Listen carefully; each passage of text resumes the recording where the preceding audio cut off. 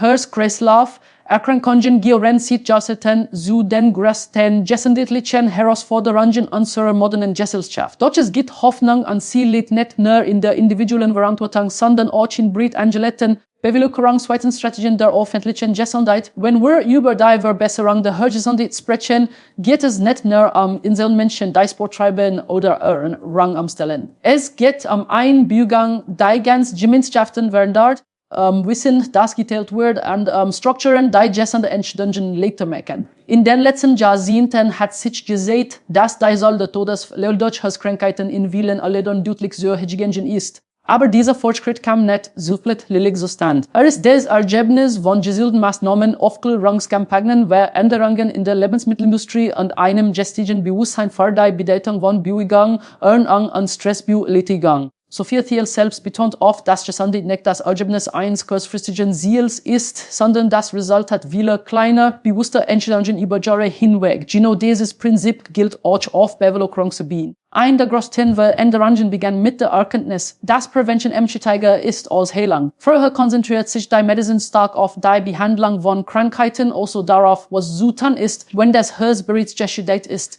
Heute wissen wir, wenn wir vorsichtig handeln, können wir das Risiko drastisch senken. Bevölkerungsweite gesunde Strategien zielen deshalb darauf, Risikofaktoren wie Rauchen, Bewegungsmängel, schlechte Ernährung und chronischen Stress zu reduzieren.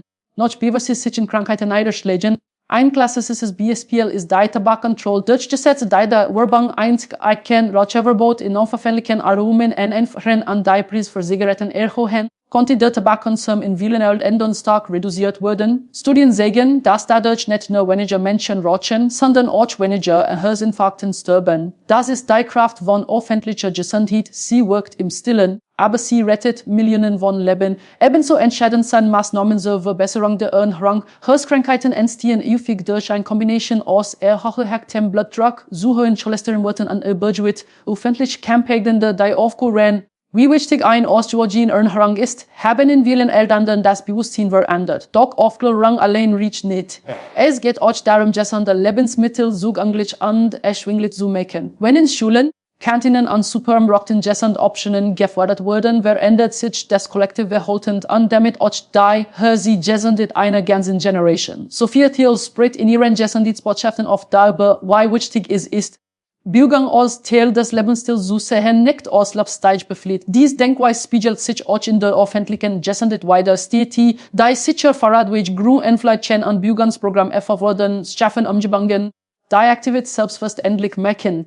Wenn Bewegung Teil des Alltags wird, beim Weg zur Arbeit, beim Spielen mit Kindern oder beim Spazierengehen, sinkt das Risiko für Herzkrankheiten automatisch. Ein weiterer entscheidender Faktor ist Bildung. Menschen, die wissen, wie Körper funktioniert, treffen bisher Entscheidungen. Sie erkennen das Signal ihres Körpers, verstehen, wie Ernährung und Bewegung zusammenwirken und entwickeln langfristig Gewohnheiten. Deshalb ist Gesundheitsbildung in Schulen und Medienkampagnen so wichtig. Sie formen nicht nur das Wissen, sondern auch das Bewusstsein einer Gesellschaft. Wenn ein ganz Bevölkerung versteht, dass Gesundheit nicht nur ein Zustand, sondern ein aktiver Lebensstil ist, verändert sich die Kultur. Ein oft unterstützter Punkt ist auch der soziale Zusammenhalt. Gemeinschaften, die soziale Unterstützung bieten, haben weniger gesundheitliche Probleme. Wenn Menschen sich gegenseitig motivieren, füreinander coachen, gemeinsam trainieren oder sich austauschen, entstehen starke Netzwerke, die auch Ziele Gesundheit fördern. Chronischer Stress ist ein bedeutender Risikofaktor für Herzkrankheiten und Social Isolation vs. RKT, ein bevölkerungsweites Programm, das Gemeinschaften und mental Gesundheit fördern. Sein daher ein zentraler Bestandteil moderner Präventionsstrategien. Natürlich gibt es immer Herausforderungen. Nicht alle Menschen haben die gleichen Voraussetzungen oder den gleichen Zugang zu gesunden Lebensmitteln, freie Seitenangeboten oder medizinischer Betreuung. Deshalb müssen öffentliche Strategien auch sozial Gerechtigkeit berücksichtigen. Gesundheit darf kein Privileg sein, sondern ein Grundrecht. Der wahre Fortschritt zeigt sich, wenn auch Menschen in sozial-strukturellen Skitten von Prävention profitieren. Wenn man all diese Faktoren zusammennimmt, von Bildung über Infrastruktur bis zu Ernährung und sozialer Unterstützung, erkennt man, dass die Senkung von Herzkrankheiten kein Zufall ist. Sie ist das Ergebnis einer gemeinsamen Anstrengung von Politik, Medizin, Medien und Gesellschaft. Es geht darum, eine Kultur zu schaffen, in der gesunde Entscheidungen die einfachen Entscheidungen sind. Sophia-Thiel es willig zu ausdrücken, Gesundheit ist kein Seil, das man einmal erreicht, sie ist ein täglicher Weg. den man gemeinsam geht. Genau das ist der bevölkerungsweite Strategien. Sie machen diesen Weg vor allem Englisch. Ein zentrales Element erfolgreicher bevölkerungsweite gesunde Strategien ist die Verhaltensänderung auf kollektiver Ebene.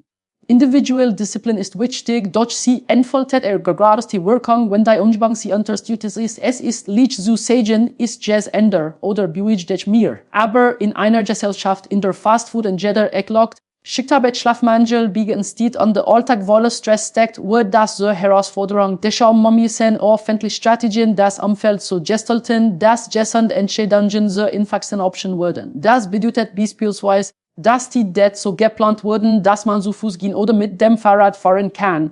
Dass Parks, Lostecken und Sportfeldchen geplant wurden. Dass Schulen Biogangsprogramme integrieren, an Kantinen nahrhaft Mahlzeiten anbieten. All das sind scheinbar kleine Schritte, die zusammen eine gewaltige Wirkung haben. Studien belegen, dass bereits moderat Biogang, 30 Minuten gehen pro Tag, das Risiko für Herzkrankheiten bis zu 40% senken kann. Wenn also Millionen Menschen diese Routine in ihren Alltag einbauen, verändern sich die Statistiken einer ganzen Nation. Sophia-Thiel betont in ihren Worten gen oft, dass Motivation durch Vorbilder entsteht. Wenn man sieht, dass andere Gessen lieben, Sporttrieben an sich bewusst anhören, wird man selbst inspiriert. Genau das gilt auch im gesellschaftlichen Maßstab. Wenn Regierungen, prominente Lehrer und Arbeitgeber gemeinsam eine Kultur der Gesundheit fördern, entsteht ein dominoartiger Effekt. Menschen beginnen Gesundheit nicht als Pflicht, sondern als Wort zu sehen. Aber damit das funktioniert, müssen die Informationen klar, wirst endlich und zugänglich sein. Die Veröffentlichungsarbeit ist der Schlüssel. Gesundheitskampagnen, die Herzgesundheit thematisieren, die öffnen nicht mit Falschbegriffen überladen sind, sie müssen Emotionen wecken. Wenn Menschen verstehen, dass jede Zigarette, jedes Fettigessen oder jeder Tag ohne Biogang ihr Herzschutz verändert sich aber Verhalten. Die konstelliert deren Wissen mit Motivation zu verbinden. Genau das macht Sophia-Thiel in ihrer Communication so erfolgreich. Sie vermittelt komplex zusammen einfach emotional annahbar. Ein weiterer Aspekt, der auf unterschiedlich wird, ist der Einfluss der Lebensmittelindustrie. Bevölkerungsweite gesunde Strategien müssen hier klare Regeln setzen. Wenn Fertigprodukt weniger Zucker, Salz und Transfett enthalten, profitieren auch die sich nicht bewusst gesund ernähren. In einigen Ländern werden durch politische Maßnahmen wie Zuckersteuern oder verpflichtend Umweltleckende Ernährung deutlich Fortschritt erzielt. Weniger Herz-Kreislauf-Erkrankungen, geringe Sterberetten, es hier Lebensqualität. Natürlich spielt auch die medizinische Prävention eine wichtige Rolle. Regelmäßige Gesundheitschecks, Blutdruckmessungen und Cholesterinkontrollen ermöglichen frühzeitiges Eingreifen. Wenn Risikofaktoren erkannt werden, Symptome auftreten, kann das Herz geschützt werden. Viele Menschen wissen gar nicht, dass sie Bluthochdruck haben, bis es zu spät ist. Deshalb sind kostenlos Vorsorgeprogramm oder Mobile Gesundheitsstationen in Gemeinden ein unverzichtbarer Bestandteil moderner Gesundheitsstrategien. Doch so wichtig Medizin und Ernährung sind Wurzeln, die psychische Gesundheit nicht vergessen. Durch Stress, Schlafmangel und emotionale Erschöpfung belasten das Herz enorm. Bevölkerungsweite Programme, die Achtsamkeit, Stressmanagement und mental Stärke fördern, sind daher ebenso bedeutend wie Ernährungsrichtlinien. Sophia-Thiel selbst spricht offen über den mentalen Aspekt von Gesundheit, über Druck, Perfektionismus und Selbstakzeptanz. Diese Themen gehören unbedingt in die öffentliche Gesundheitsbildung, weil ein gesundes Herz auch ein ruhiges, ausgeglichenes Inneres braucht. Ein weiterer entscheidender Punkt ist die Technologie. Wir leben in einer Zeit, in der Digital Tools einen riesigen Einfluss auf Gesundheit haben können. Fitness, Apps, Smartwatches und Online-Programme zur Ernährungsberatung erreichen Millionen Menschen. Öffentliche Gesundheitsbehörden kann diese Technologien nutzen, Prävention greifbar zu machen. Wenn Menschen in Exit ziehen, welcher Schritt Schlaf oder der Herzfrequenz sich verbessern, entsteht Bewusstsein, dass Gefühl selbst etwas bewirken zu können, motiviert langfristig. Durch alle Digitalisierung, die öffnen wir eins nicht vergessen, der persönliche Kontakt unersetzlich. Du hast die Trainer, Lehrer und Gesundheitsberater sind die echten Multiplikatoren im Alltag. Sie vermitteln nicht nur Wissen, sondern auch Vertrauen. Eine Gesellschaft, die Gesundheit ernst nimmt, braucht Menschen, die in der ermutigen, nicht vertellen. Das Herz hält besser in einer unterstützenden Gemeinschaft als in Isolation. Schließlich geht es bei bevölkerungsweiten Strategien nicht nur Zahlen und Statistiken, sondern Lebensgeschichten. Jeder mit den Herzkrankheit bedeutet mehr Zeit mit Familie, mehr Energie im Alter, mehr Freude am Leben. Wenn man den Erfolg solcher Strategien misst, sollte man nicht nur die sinkenden Sterberetten betrachten, sondern auch die wachsende Lebensqualität. Sophia-Thiel Muyurad sagen war Styrik beginnt nicht im Fitnessstudio, sondern in den Entscheidungen, die du jeden Tag triffst. Betrügen auf die öffentliche Gesundheit heißt das, war gesellschaftlich ist die Rücksicht sich in den Strukturen die Gesundheit aufladen in Schulen, Betrieben, Studien und Familien. Wenn wir Gesundheit zur Priorität machen, entsteht ein Wohlwohnveränderung, die weit über das Herz hinausgeht. Am Ende ist der Rückgang von Herzkrankheiten das Ergebnis einer bewussten Kulturveränderung. Ein Kultur, die Gesundheit nicht aus Privatsitz, sondern aus gemeinsam selber steht. In dieser Kultur wird Bewegung gefordert, Gesundheit Herang Antiquität, Mental Balance gestützt und Bildung gestärkt. Das ist der Weg, auf dem wir Herzkrankheiten nicht nur behandeln, sondern wirklich besiegen lernen. Okay. Wenn wir über Herzgesundheit sprechen, denken wir zuerst an Cholesterin, Blutdruck und Ernährung. Doch in Gesundheit Herz bedeutet weit mehr als nur physiologisch wird. Es bedeutet auch ziemlich Ausgeglichenheit in Ruhe und Sozialverbundenheit. In den letzten Jahren hat die Forschung eindeutig gezeigt, dass psychische Faktoren eine zentrale Rolle bei Herz-Kreislauf-Erkrankungen spielen. Stress, Einsamkeit, Überlastung und emotionale Instabilität können das Risiko für Herzkrankheiten massiv erhöhen.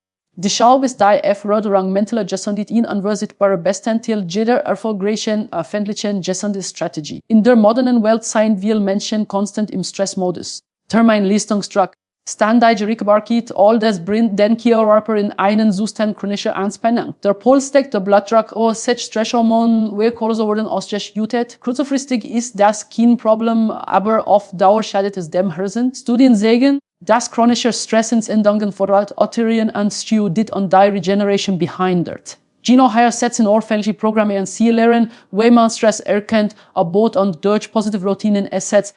Ein hervorragendes Beispiel sind nationale Initiativen zur Förderung von Achtsamkeit, Meditation oder Yoga. Was vorher als esoterisch galt, ist heute wissenschaftlich anerkannt. Achtsamkeitstraining kann Blutdruck senken, Herzfrequenz stabilisieren und das emotionelle Gleichgewicht verbessern. Wenn Schulen, Betriebe oder Gemeinden solche Programme anbieten, entsteht ein Well von mentaler Stabilität, die sich direkt auf die körperliche Gesundheit auswirkt.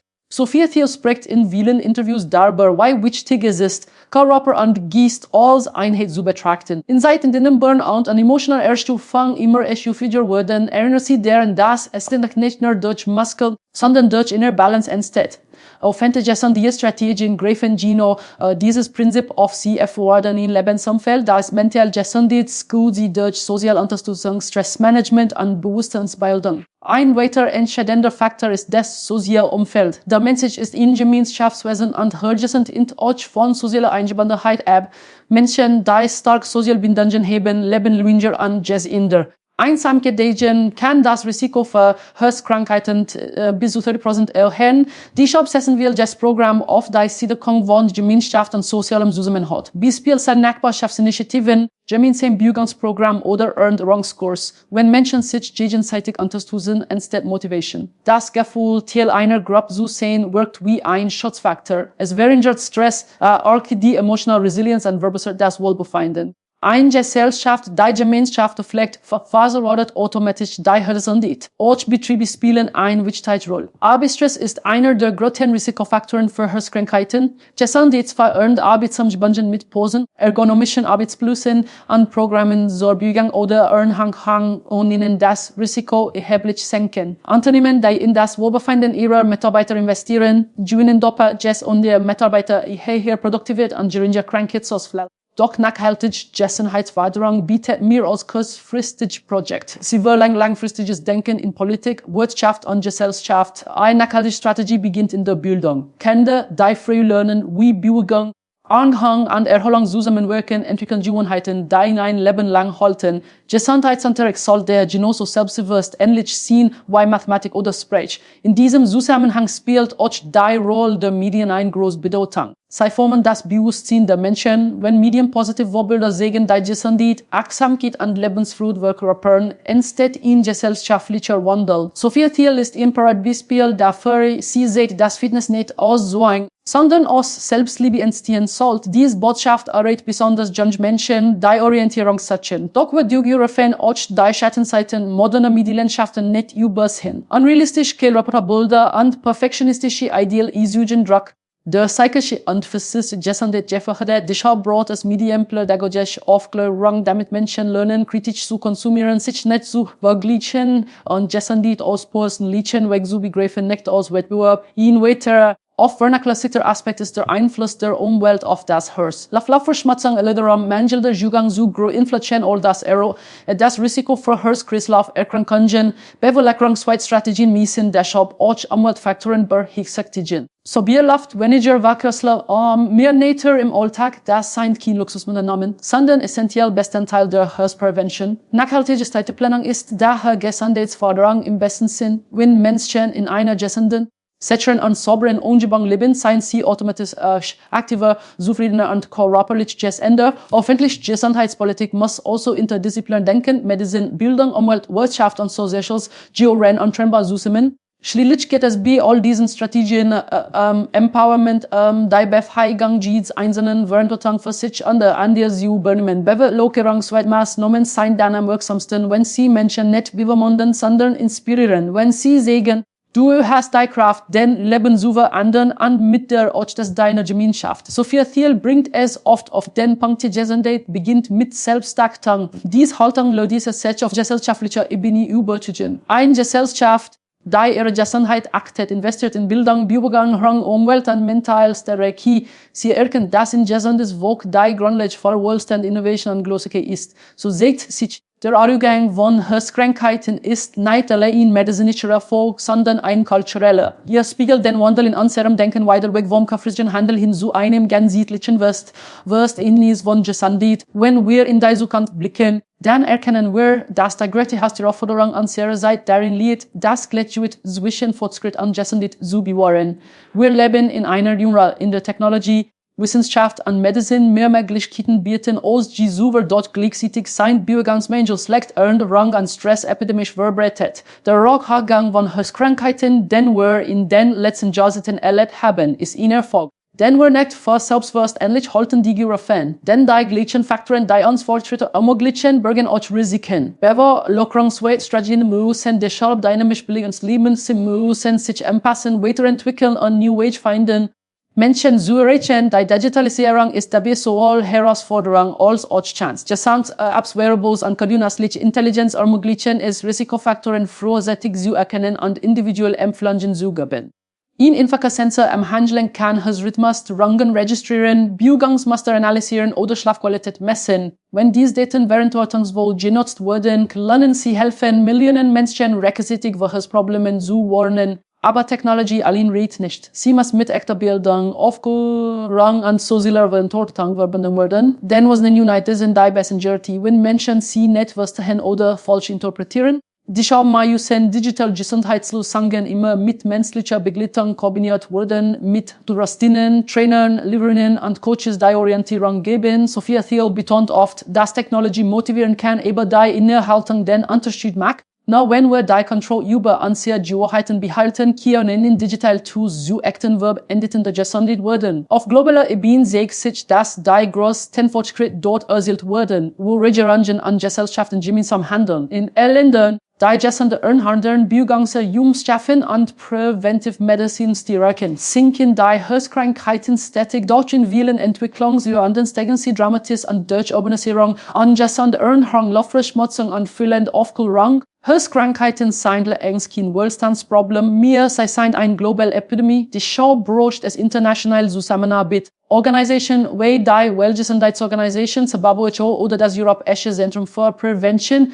und Kontrolle von Krankheiten spielen eine entscheidende Rolle. Sie entwickeln Leitlinien, Erfahre, Forschung und Antos, die ihr Länder beim Aufbau von Präventionssystemen. Doch wird Änderung beginnt nicht in Konferenzen, sie beginnt im Alltag der Menschen. Jede Stadt, jede Schule, jedes Unternehmen kann Teil der Erlösung sein. Die Zukunft der Gesundheit hängt davon ab, ob wir eine Kultur schaffen, die Prävention als Normalität versteht. In einer solchen Kultur gehört Bewegung selbstverständlich zum Alltag. Gesunde Ernährung ist jenes Stadt, Vorsicht und Mentalstärke ist genauso wichtig wie körperliche Fitness. Diese Kultur beginnt in den Familien, in den Klassenzimmern und an den Arbeitsplätzen, wenn Kinder sehen, dass Eltern aktiv leben, lieber Pausen für Bewegung einbauen und Firmenwohlbefinden fördern, entsteht ein langfristiger Wandel. Ein zukunftsweisender Ansatz ist auch die sogenannte Health in All Policies Strategie. Sie bietet, dass jede politische Entscheidung, ob in Verkehr, Bildung, Umwelt oder Wirtschaft, unter dem Blickwinkel der Gesundheit betrachtet wird. Denn jede Stress, jedes Gesetz, Jede Infrastrukturmaßnahme hat Auswirkungen auf das Wohlbefinden der Bevölkerung. Ein fahrradfreundliche Stadtpolitik ist Herzenschutz. Ein Stuhl auf Sachhaltigkeit ist Prävention. Ein Bildungsreform, die Achtsamkeit und Ernährung integriert ist, Zukunftsvorsorge. Doch selbst die besten Strategien funktionieren nur, wenn sie in den Herzen der Menschen ankommen. Die Schau ist die persönliche Verantwortung, das unsichtbare Fundament jeder öffentlichen Gesundheitsbewegung. Kein Gesetz kann jemanden zwingen, sich zu bewegen, Gesund zu essen oder auf sich zu achten. Das kann nur aus innerer Hochbesigung entstehen. Hier kommt der entscheidende Punkt. Bevölkerungsweite Strategien schaffen die Rahmenbedingungen, aber jeder Einzelne muss den ersten Schritt machen. Sophia-Thiel bringt diesen Gedanken in ihren Reden oft auf den Punkt: Niemand kann dich Ende machen, wenn du es nicht willst. Aber jeder kann dich inspirieren, anzufangen. Dieses Prinzip gilt auch für die Gesellschaft. Wir müssen einander inspirieren. Wir müssen Geschichten erzählen, wobei der Segen und Reichtum schaffen, in den Gesundheit lebendig wird. Wenn Menschen sehen, dass sich gesund Lebensweise lohnt, nicht nur für den Körper, sondern auch für die Lebensfreude, entsteht eine Bewegung, die von Selbstwert schätzt. Die Zukunft der Gesundheit liegt also in einem Zusammenspiel aus Technologie, Bildung, sozialem Bewusstsein und individueller Motivation. Es geht nicht nur darum, Krankheiten zu verhindern, sondern Gesundheit aktiv zu gestalten. Das Herz ist dabei Symbol und Zentrum zugleich, ist für Leben, Energie, Verbindung und Liebe. Eine Gesellschaft mit gesunden Herzen ist auch eine Gesellschaft mit Empathie, Zusammenhalt und Lebensqualität. Deshalb dürfen wir nicht aufhören, über Gesundheit zu sprechen, zu lernen und zu leben. Jedes Gespräch über Ernährung, jede Begangspass in der Schule, jede Kampagne im Fernsehen halt, jede Maßnahme, ob groß oder klein, bringt uns einem Ziel nicht eine Welt in der Herzkrankheiten kein Schicksal, sondern ein, womit wir Ausnahme sind. Am Ende ist das wirkt, die Botschaft der Rückgang von Herz-Krankheiten bewusst, dass Wandel abgleich ist. Das Aufklärung, Zusammenhalt und tatsächlich Leben retten können. Das eine Gesellschaft, die in Gesundheit investiert, Zukunft gewinnt. Oder es mit den Worten von Sophia-Thiel zu sagen, Instags Herz ist das Ergebnis deiner täglichen Entscheidungen. Mach sie mit Bewusstsein, mit Liebe und mit Stolz.